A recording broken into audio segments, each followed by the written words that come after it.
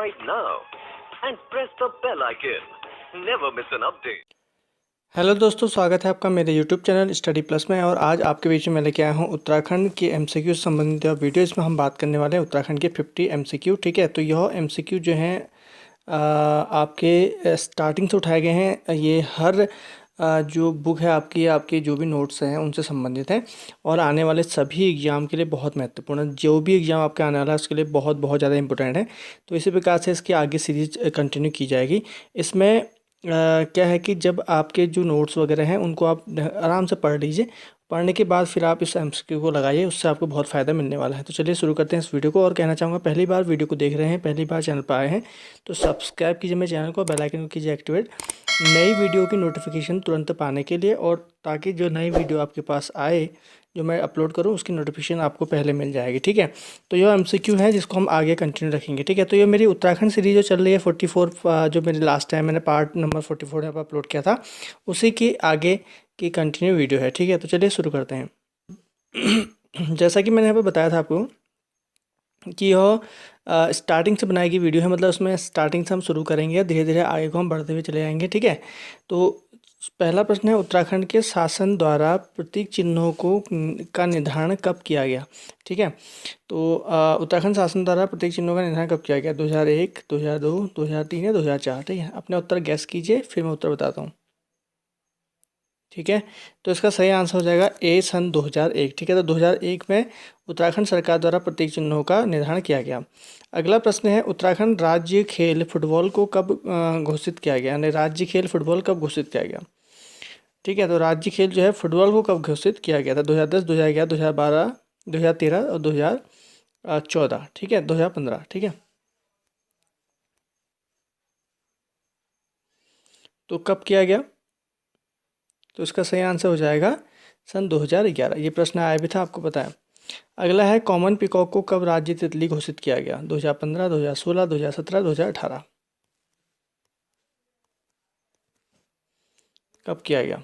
ठीक है, तो कॉमन पीकॉक को जो राज्य तितली घोषित किया गया था वह किया गया था 2016 में। अगला है, राज्य का जो वाद्य यंत्र है ढोल, उसको कब राज्य का वाद्य यंत्र घोषित किया गया? ठीक है, ढोल को कब घोषित किया गया? 2011, 2014, 2015, 2016।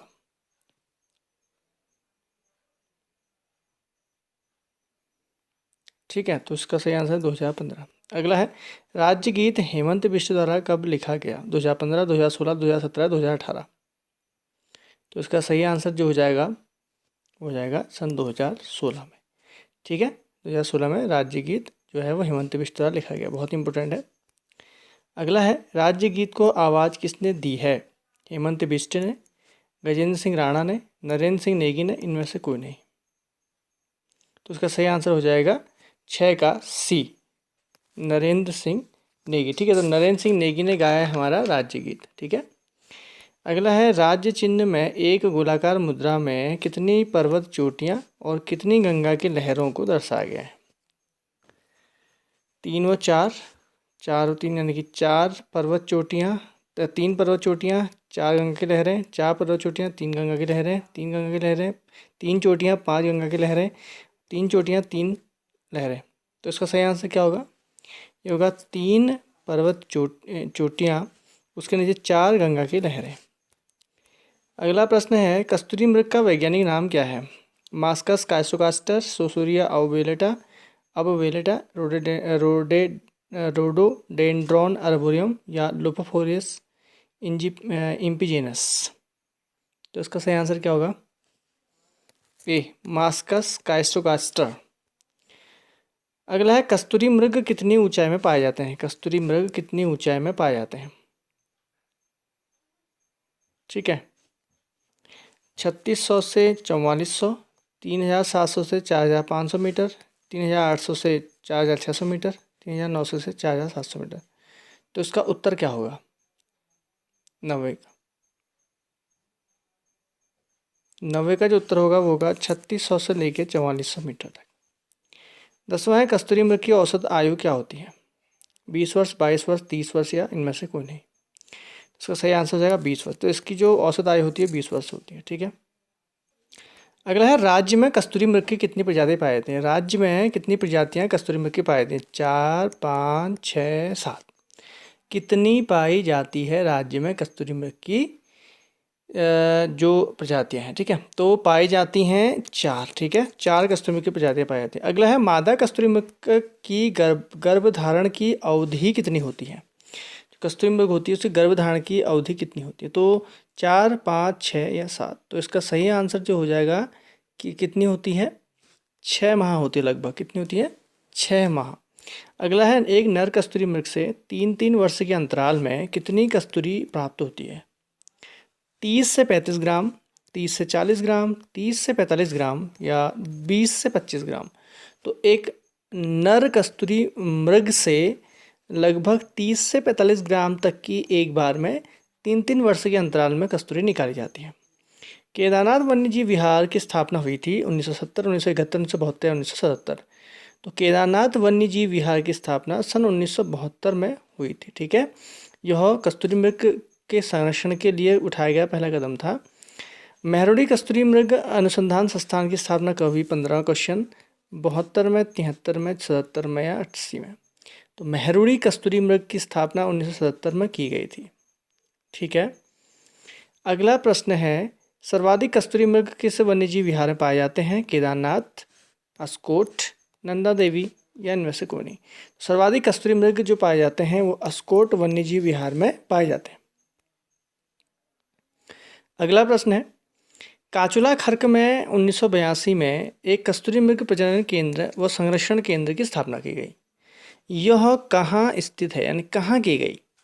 काचुला खर्क में जो 1982 में कस्तूरी मृग तो किस जिले में की गई? उत्तरकाशी, चमोली, पिथौरागढ़ या अल्मोड़ा? तो इसका सही आंसर है चमोली में। अगला ब्रह्मकमल राज्य में कितनी ऊंचाई तक पाया जाता है? 4000, ये है कुछ 4000 से लेके 4500, 4800 लेके 5500, 4500, 6000, 6800 से 4800 से 6000, ठीक है। तो इसका सही आंसर क्या होगा? तो इसका सही आंसर जो होगा वो होगा आपका 4800 से 600 मीटर की ऊंचाई तक, ठीक है। अगला प्रश्न है ब्रह्मकमल का वैज्ञानिक नाम क्या है? सोसूरिया अवबेलेटा, रोडोडेंड्रॉन अर्बोरियम, मिरिका एस्कुरेंटा या इनमें से कोई नहीं। तो इसका सही आंसर हो जाएगा 19 का, वो हो जाएगा सोसूरिया अवबेलेटा। अगला है ब्रह्मकमल के विश्व में 210 प्रजातियाँ पाई जाती हैं और राज्य में कितनी पाई जाती हैं? 23, 24, 25 या 26। राज्य में कितनी प्रजातियाँ ब्रह्मकमल की पाई जाती हैं, ठीक है। तो 20 का हो जाएगा बी, यानी कि 24। ब्रह्मकमल किस रंग का होता है? सफ़ेद, लाल, बैंगनी या पीला? जनरली ब्रह्मकमल जो होता है वो होता है बैंगनी रंग का, ठीक। ब्रह्मकमल खिलने का समय है मार्च अप्रैल, जुलाई अगस्त, जुलाई सितंबर या सितंबर अक्टूबर?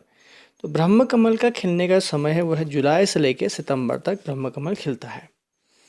ब्रह्मकमल पौधे की ऊंचाई कितनी होती है, ठीक है। थोड़ा सा मैं जो लिखावट है, राइटिंग है, इसके लिए माफ़ी चाहूँगा, अच्छी नहीं है, ठीक है, लेकिन आप एडजस्ट कर लेना, ठीक है। ब्रह्मकमल पौधे की ऊंचाई कितनी होती है? 5-6 मीटर या 70 से 80 सेंटीमीटर या 50 से 60 सेंटीमीटर या 70 से 80 सेंटीमीटर? तो ब्रह्मकमल पौधे की ऊंचाई जो होती है लगभग वो होती है आपकी डी वाला, डी सही है इसका, 70 से 80 सेंटीमीटर। अगला प्रश्न जो है यहाँ पर राज्य वृक्ष बुरांस कितनी मीटर की ऊंचाई में पाया जाता है, ठीक है। तो राज्य वृक्ष बुरांस की ऊंचाई में कितनी ऊंचाई में पाया जाता है? 24 है, 1000 से 1200, 1200 से 1500, 1500 से 3000 या 1500 से 4000। तो बुरांस की जो ऊंचाई है, मतलब जहाँ तक वो पाया जाता है, एक आदर्श उत्तर जो है इसका 1500 से 4000 है, ठीक है, डी इसका सही उत्तर है। 25वां बुरांस का वैज्ञानिक नाम क्या है? मिरिका एस्कुलेंटा, रोडोडेंड्रॉन अर्बोरियम, सोसूरिया अवबेलेटा या इनमें से कोई नहीं। तो इसका सही आंसर हो जाएगा रोडोडेंड्रॉन अर्बोरियम, ठीक है। ये जो मिरिका एस्कुलेंटा है ये काफल का वैज्ञानिक नाम है, ठीक है। अगला है सफ़ेद रंग के बुरांस कितनी ऊंचाई में मिलते हैं? सफ़ेद रंग के बुरांस भी अक्सर देखे जाते हैं, ठीक है। ये 11000 फीट, 12000 फीट, 1000 फीट या 18000 फीट? तो इसका सही आंसर है जो 26 का हो जाएगा ए। लगभग 11000 फीट की ऊंचाई पर हमको सफ़ेद रंग के बुरांस देखने को मिलते हैं। जनरली बुरांस आपको लाल होता है, जो हमारे आसपास पाया जाता है। लेकिन 11,000 फीट पर हमको सफ़ेद रंग के बुरांस भी देखने को मिलते हैं। बुरांस को कश्मीर में क्या कहते हैं? अर्डवाल, बुरांसो, मर्ग या नोटा। तो इनमें से कौन सा सही होगा? तो इसका सही आंसर हो जाएगा 27 का ए, अर्डवाल। अर्डवाल कहते हैं कहाँ पर? कश्मीर में। बुरांस को वन अधिनियम डैश डैश के तहत संरक्षित किया गया। 1970, 1972, 1974, इनमें से कोई नहीं। तो उसका सही आंसर है सन 1974। ठीक है। अगला है, राज्य पक्षी मोनाल कितनी ऊंचाई में पाया जाता है? 200,000 से 5,000, 1,000 से 1,200, 7,000 से 8,000 या 4,000 से 4,500 मीटर की ऊंचाई में। तो इसका जो सही आंसर हो जाएगा, कितनी ऊंचाई तक ये पाया जाता है? तो इसका सही आंसर है 29 का ए, 2,000 से 5,000 मीटर की ऊंचाई तक पाया जाता है। ठीक है।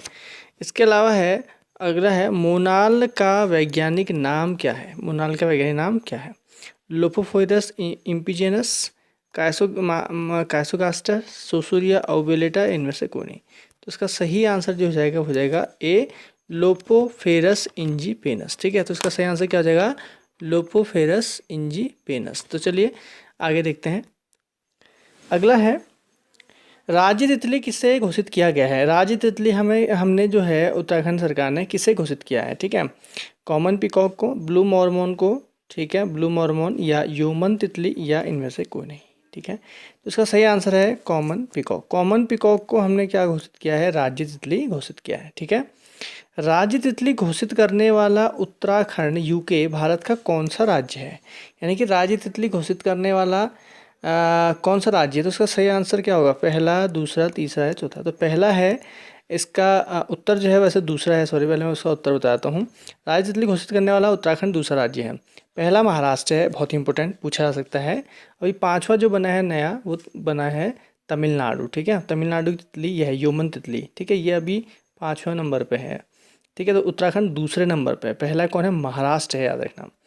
कॉमन पिकॉक का वैज्ञानिक नाम क्या है? कॉमन पिकॉक का वैज्ञानिक नाम क्या है? जो तितली है इसका वैज्ञानिक क्या? पॉपिलो पोलिमिनेस्टर, ट्रॉइडस मिनोस, पॉपिलो बियानोर या इनमें से कोई नहीं। तो कॉमन पिकॉक का वैज्ञानिक नाम क्या है?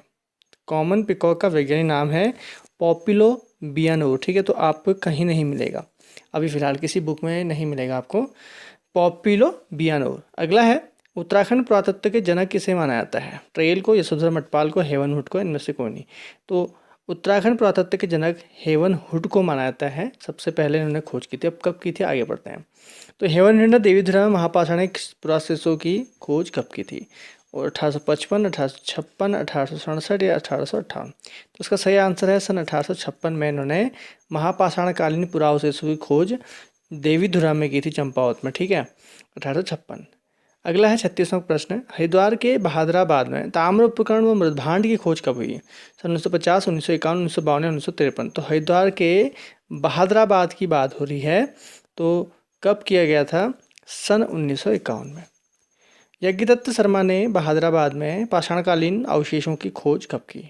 सन 1950, 51, 51, 52, 52, 53 या इनमें से कोई नहीं। तो इसका सही आंसर है सन 52 या 53। ठीक है। यज्ञदत्त शर्मा ने भी बहादुराबाद में पाषाणकालीन अवशेषों की खोज की थी। ठीक है।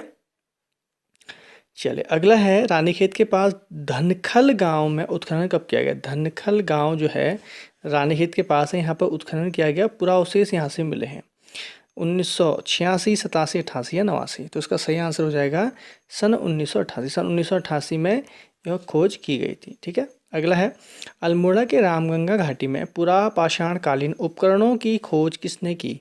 शिव प्रसाद डबराल, यशोधर मटपाल, हेवन हुड या इनमें से कोई नहीं? तो अल्मोड़ा के रामगंगा घाटी में, ठीक है, पश्चिमी रामगंगा घाटी की बात हो रही है, याद रखना, इसमें कंफ्यूज मत करना, पश्चिमी रामगंगा घाटी की बात हो रही है। तो शिव प्रसाद डबराल थे, यशोधर मटपाल थे, हेवन हुड थे। तो वो थे यहाँ पर यशोधर मटपाल। तो यशोधर मटपाल ने किया था पश्चिमी रामगंगा में घाटी में उत्खनन।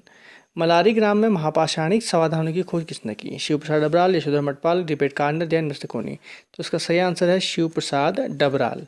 ठीक है, 40 का ए। अगला है, मलारी में महापाषाणिक समाधान की खोज कब की गई? 1954, 55, 56 या 57? तो महापाषाणिक समाधान की खोज डबराल ने सन 1956 में की थी। अगला है, उत्तराखंड में प्राप्त लौह उपकरणों में सर्वाधिक प्राचीन है लौह फलक, लौह कंगन या लौह बर्तन, इनमें से कौन है? तो उसका सही आंसर है ए, लौह फलक। सबसे पहले ये मिले लौह धातु में, लौह उपकरणों में। तोराहाट के चंद्रेश्वर मंदिर के कप मार्क्स महाश्म संस्कृति खोज रिबेट कार्नर ने कब की? तो ये चंद्रेश्वर मंदिर में कुछ कप मार्क्स मिले हैं जिसकी खोज रिबेट कार्नर ने की, और वह कब की? 75, 76, 70, 78, तो सन 1870 में यह खोज की गई थी। रामगंगा घाटी के नौलाग्राम में कप मार्क्स की खोज किसने की? शिव प्रसाद डबराल, यशोधर मटपाल या रिबेट कार्नर? तो रामगंगा घाटी के नौलाग्राम की बात हो रही है, अभी मैंने रामगंगा घाटी आपको पढ़ाया था। तो रामगंगा घाटी के नौलाग्राम में भी यशोधर मटपाल ने ही खोज की थी। यहाँ से समाधान और कप मार्क्स मिले हैं। शिव प्रसाद डबराल किमनी गांव में 45वां है।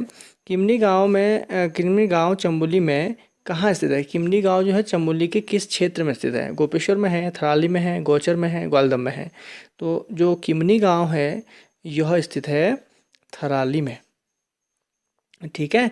अगला है 46वां, सफ़ेद रंग के चित्रित हथियार एवं पशुओं के शैल चित्र कहाँ से प्राप्त हुए हैं? मलारी से, किमनी गांव से, हुडली से, इनमें से कौन है?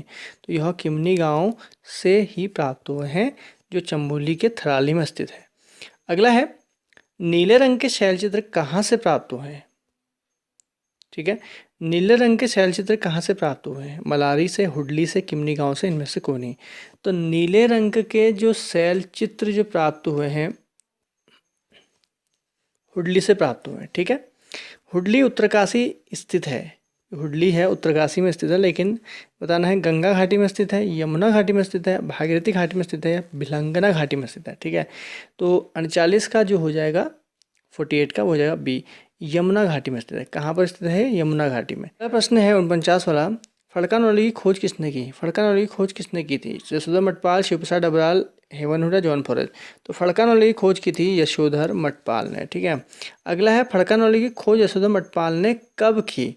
ठीक है, सन 1984, 85, 86, 87।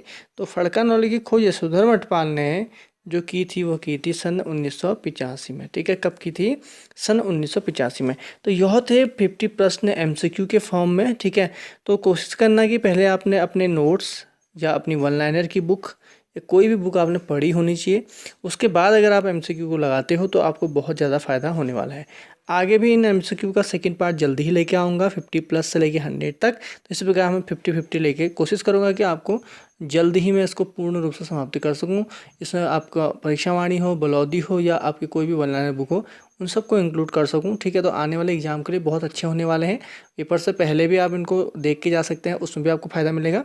और बीच में आप इसको बार बार देखेंगे या आप इसको 2-3 दिन के बाद और देखिए तो उससे फ़ायदा ये मिलेगा कि आपको ये क्वेश्चन के आंसर और ये क्वेश्चन जल्दी से जल्दी याद हो जाएंगे। तो मिलते हैं।